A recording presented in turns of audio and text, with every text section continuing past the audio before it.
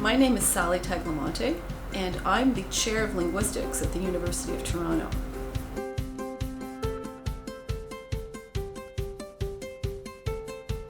I started the Ontario Dialects project in about 2008 when I started taking undergraduate students on field trips to different locations around Ontario. The University of Toronto is actually a sociolinguist's goldmine.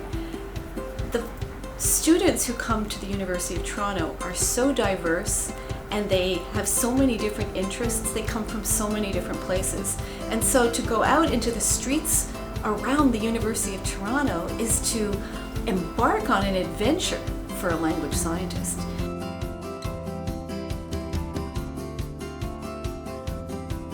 My name's Tamid, I'm the science correspondent for the Varsity, and my background is Bangladeshi in origin. And one of the interesting words we have back home is load shedding, which is not a term unique to South Asia. You can actually hear it in South Africa and parts of Africa as well. And it refers to regional rolling blackouts in countries that can't meet their power demands.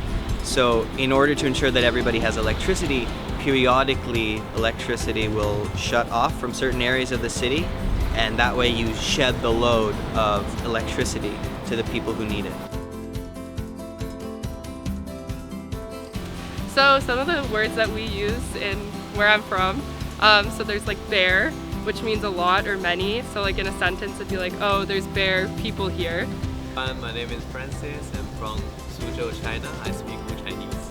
Hi everyone, my name is Rain and I come from Shanghai, China. I speak Wu language as well. So why don't we start with hello in Wu language? It is no hao. No hao. Hi, I'm Angela and I grew up in New Orleans, or just outside New Orleans in Metairie. So some slang. So the word parish is used to describe what the word county means in other states. So kind of like how New York has boroughs, we have parishes. I'm Joy. I'm from Edmonton, Alberta. Out in Alberta we have things called bush parties, which is essentially we go to like a secluded woody area and we have a bonfire and we just hang out and we drink and it's super chill and it's just a little party that we have pretty regularly. The thing about urban centers is that many different kinds of people come together, and so urban centers tend to accelerate language change, whereas rural centers tend to remain stable over a much longer period of time. The thing about language documentation is that languages all over the world are dying. But the other side of it is that dialects are dying too. The economies are changing, the social landscape is changing, and so dialect words, some of the words that have been long in the history of the language, are falling out of use. And so if we don't document those words, expressions now, they'll be gone forever. We Chinese people are very humble and gentle. We even ask for your permission before an argument goes violent. Like this. That means, can I slap you on the face? But wait a moment here, it only plays the role as a verbal threat. And like, we don't go physical in a verbal argument. One thing my friends and I would do after school is we'd go out for a rip, which a lot of people think that means we go smoking, but it actually means we're just going off-road driving with our trucks and our SUVs. Okay, another one is paged or paging, which is like calling somebody out for doing something. So like, she paged me for being late. The Dictionary of American Slang tells us that Canadian students in the 90s had a really interesting definition for the word wank, which in the United Kingdom is kind of a vulgar word, but here in Canada apparently it used to mean to party or just to have fun. But one thing's for sure, with midterms coming up, you won't be having a wank in Robarts anytime soon.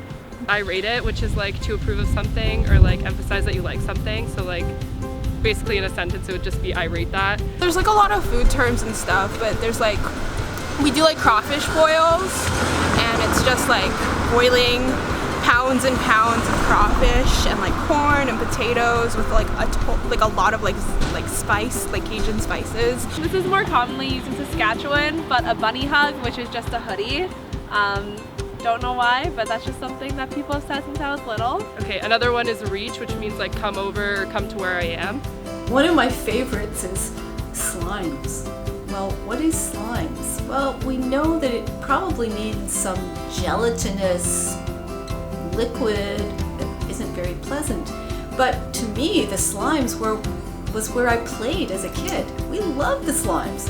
Slimes were these flat areas that were once lakes, and they froze over in the wintertime, so you could go skating and sliding, and in the summertime there was all kinds of fun you could have. We'd go and play on the slime. You might think that words and expressions are trivial, but really they're not, because words and expressions in places that people use actually tell you the story of history and culture. And the way we use words and expressions is the way we express who we are and where our allegiances lie. And so when you listen to the way people use words and expressions, you're actually finding out a lot more about them